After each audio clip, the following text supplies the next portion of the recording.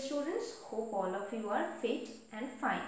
As I told you that an extra video might be uploaded, so this is that only, nothing else. Today I will be revising active and passive voice, and about modals I will think it depends on the time, because we have the Wednesday in our hand, so I can revise the chapter modal on that day also. There is nothing to be revised. Basically modals in this particular standard, you need to memorize the particular rules mentioned in your book. I just can mention the rules again, and I can share the basic concept of modal auxiliary verbs with you again, so that you can memorize the things again. Okay. So there is nothing much to discuss about modal. So let's see whether we can discuss it today or not. But today there are few things that need to be discussed, that I will today I will discuss those things. And obviously active and passive voice, not the whole chapter. For that thing you need to watch the main video. Again I am telling that the revision video you need to watch after watching the main video. Okay, so if any one of you, some of you have missed to watch those videos, main videos where I explain the things in details, you at first watch those videos and then watch these revision videos. Only a few topics would be highlighted here. Okay, that is the criteria of any type of revision. So first thing, you open page number 33, the chapter degree of adjectives, that chapter. Okay, degree of comparison of adjective. There in page number 33, there is a point F, elder, older, eldest, oldest. A few things I guess they remain unnoticed, and I don't remember whether I discussed them in the video or not. So I am revising it here because this is really important. See, the first rule is we use elder and eldest only with persons, means human beings. Only with human beings you can use the words elder and eldest, not anything else. We do not use these words with animals or things. Again I am saying elder and eldest. These two words will go with human beings only, not with animals or things. Besides, these words are used with members of the same family. The same family members, for those people only you will use elder and eldest. Like, my elder brother is a doctor. Her eldest sister has got married. Obviously, elder is the comparative degree and eldest is the superlative degree. Now, what about older? If we are, there is another point about elder which is very important. You can underline the second point also. Actually, each of the points is very important here. The whole point F is very important. That's why I am revising it. It's so much emphasis. If we are going to use the word than, THAN, than, in a sentence, we use older and not elder. So this is both about elder and older. One will be used, one will not be used. When you are using THAN, than, in a sentence, then you need to use older and not elder. Like, Rita is elder than me. This is incorrect. This is totally incorrect. Rita is older than me, because we are using the word than, as the rule clearly says that we need to use the word older, not elder. Okay, point to be noted. It's very important. Third one, older and oldest. Okay, they can be used with persons as well as things. It's not that like elder and eldest, they can be used only with human beings, but no, here older and oldest, you can use them with human beings as well as with animals or things. Like, This is the oldest house in our street. We are talking about house. Okay, so we cannot use elder or eldest because house is not a human being, na. Elder and eldest is elder and eldest. They are applicable in case of human beings. So here we need to use older. Again, she is older than me. We are talking about human beings. And besides that, than, the word than is there. So we need to use older and not elder. So older and oldest, they can go with both human beings, animals or things. Okay, this one from this chapter I wanted to highlight in this particular video, and I would suggest you to go through this particular section with much importance, but go through all the chapters with much importance, because each and every word of grammar is important. You miss one word, another line will be, it will go above your head. You will not be able to understand that. And there were some adjectives which I missed while writing in the study material in exercise 2, from exercise 2 of the chapter adjective. But the word his, exercise 2, the chapter adjective, from that the word his, HIS, it has been repeated. So I have not mentioned twice or thrice, I have mentioned only once. His obviously is a possessive adjective, and no, N-O, no also I missed. You please search the words in the paragraph, you will get them. Okay, I am not telling the line. N-O, no is there. It is obviously an adjective of quantity. No person or no man, something like that was there. Because you are showing the number 0, I mean no man, no person, whatever it was, it is showing the number. That is why adjective of quantity. And sorry, obviously adjective of quality. Okay, there is another word that I will discuss in the class. I have not mentioned in the study material. Okay, that I have not mentioned in the study material. So I will discuss that in the live class. You just remind me about that. And some rectified answers that you informed me. Thank you very much. It means you are going through the study materials. You are solving things on your own. That's why you can understand that, okay, something is some problems are there and the answers are not getting matched. As I always say, you inform me, because sometimes I can also make a mistake. I am not God, na. So I can also sometimes make mistakes. It happens. So if you inform me, I can rectify it for you. Okay. So rectified answers have been provided in today's study material. Please go through them. If anything else you notice, you just send me an email before Wednesday. Okay, after that don't come. I will not accept any.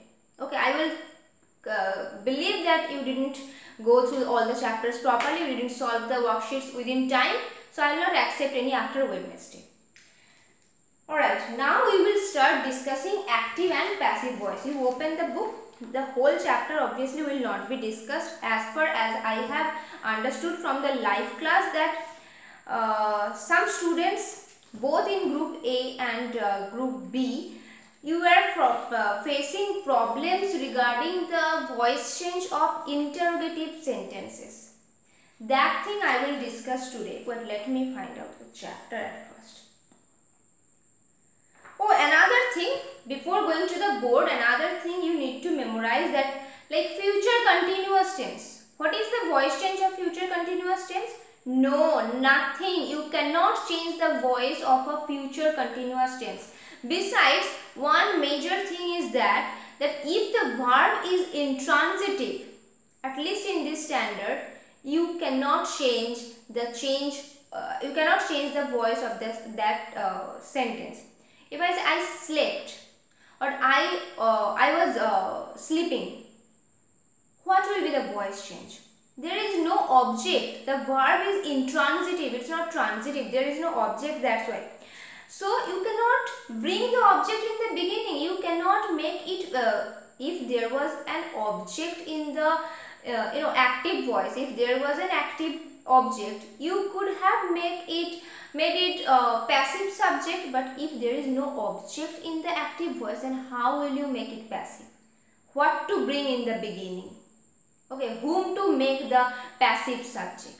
So intransitive verbs, no. Voice change is not applicable.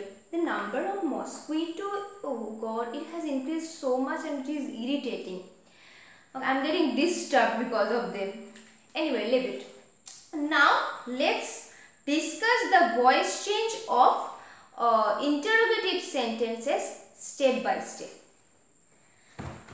I am going to give you an example of past tense, because present tense you will easily understand. Past tense I am discussing. Okay.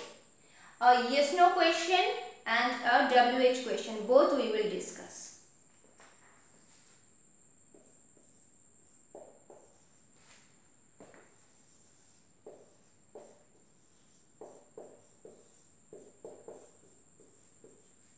So what is the, you just wait a second, okay?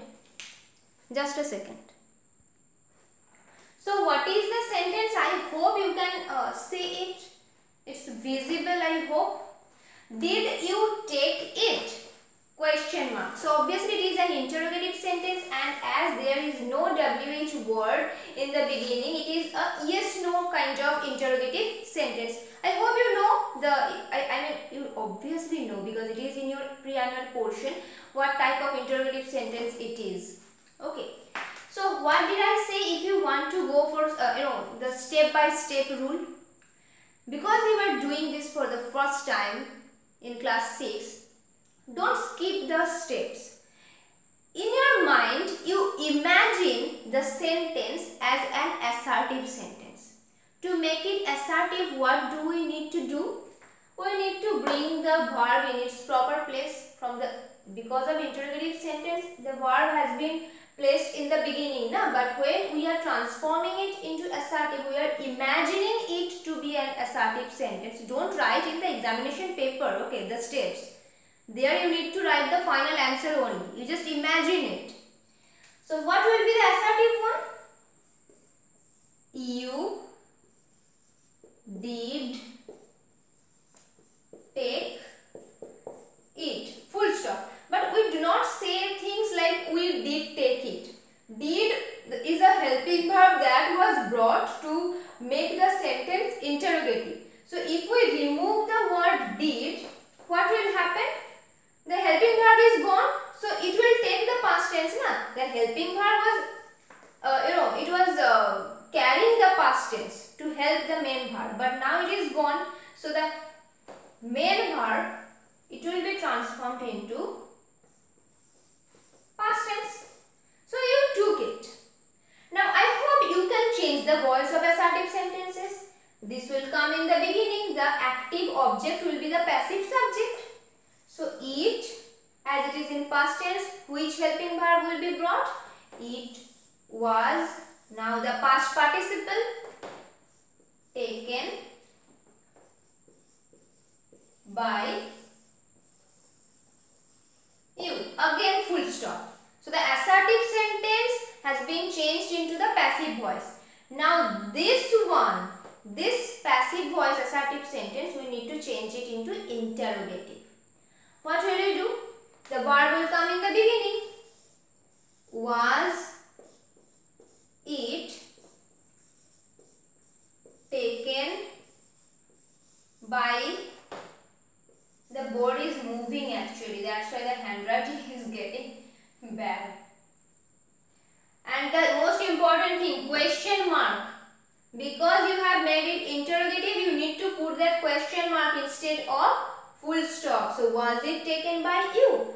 Actually, this one is the passive voice of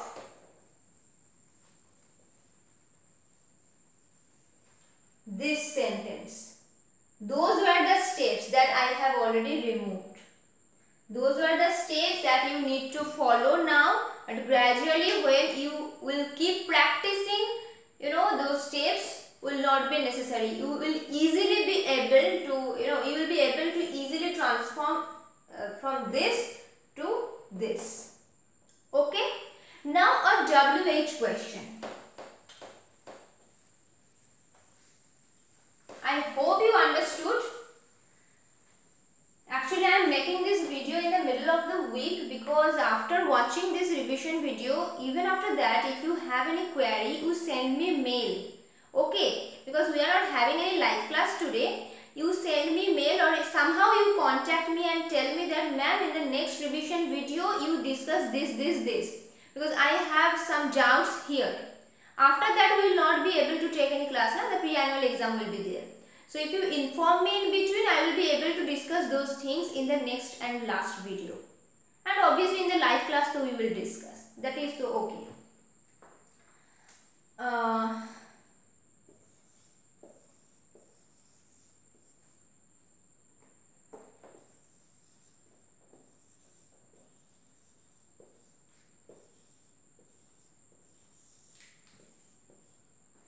What did she buy? Again, past tense I am explaining with past tense because you will get to know how to do the present tense. Okay, if you understand this. And future tense also. What did she buy? Now what to do? There is a WH word in the beginning. So this is a WH question. I am saying WH question kind of interrogative sentence. So now what do we need to do? We need to make it, imagine it in the assertive form. We need to imagine it in the assertive form. Going to transform it into assertive, you don't answer the question. Like, what did she buy? She bought ice cream. No, not in this way. You cannot change the words without any reason. Okay, from did take you can write took. Okay, because did take in this way we generally do not speak. But you cannot just add any other word without any reason. Okay, understood? So what will be the assertive one? She. Again I am writing and I will remove it. She did buy what? Consider that she bought what? The thing what was bought by her. Okay, this is a thing. Consider the what is a thing. She did buy, we do not speak in this way, so when I will remove the helping verb did, what will happen? It will carry the past tense because the helping verb is gone. Till now it was carrying the past tense to help the main verb. Now the helping verb is gone, so the main verb has to carry the past tense. What to do? She bought what? Okay. Now, this is the object, active object, so it will be the passive subject. What, in past tense it is was, past participle also is bought. What was bought by, the subject was she, so it will be her. Okay, because it is a WH question, it will remain in the beginning. After that the verb is there, the format is okay. You don't need to change anything. Actually, this will not be a full stop, this will be a question mark. See, at first the WH word, then the verb, and after that the other things. What was bought by her? In this way it works. Nothing else. So I am not explaining anything else from this chapter. You just need to memorize the structure of each tense. When you are changing the voice of each tense, you just memorize the structure from the book. If you are having any trouble, you watch the previous video, you will get to know the things. Above all, you need to memorize the structure. The structure there you cannot do anything. You cannot make it on your own. That needs to be memorized. Like the tenses, the structure we used to memorize in tense chapter, here also. And besides these steps or how to change the voice, these things have been explained here and also in the previous video. Even after that, if you face any kind of problem, as I said, you just contact me and do let me know. I will discuss those things in the next video. Okay, now the chapter models. You tell me how to tell. This is not a live class. Sorry. So what is a model? I hope you remember that verbs, we divided verbs in so many types, but there were two divisions, main verb and auxiliary verb. Now under auxiliary verb there were two divisions. modal auxiliary and primary auxiliary. Primary auxiliary to be verb, have verb and do verbs. But modal auxiliaries and primary auxiliaries can be used both as main verb and helping verbs. But modal auxiliaries like can, could, might, may, should, would, these things or to, these things we can never use them as main verb. They are always used as helping verbs. Now the certain rules that have been mentioned here, like uses of modals in page number 87, like which modal verb is used for which particular purpose, that I have already discussed in the last video. Like for asking permission, when it is formal we have to use the modal verb may, when it is informal or friendly we can go for can, and when it is very polite you have to use could when you are asking for any permission.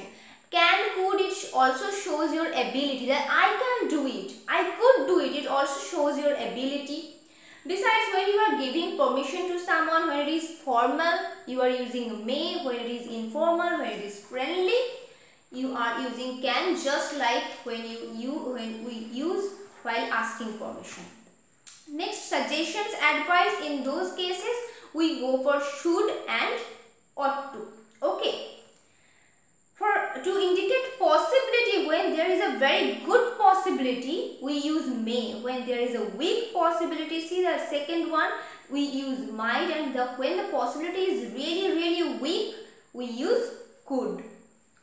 After that, when we wish for someone, this is very common, may you live long, we use may. And to show necessity, some compulsion, we use must, you must do it. We also use has to, have to, but you memorize must only as modal verb. Okay, now there is nothing else, only a few modal verbs have been discussed here, not more than that. So you just memorize the rules in modals in 6th standard.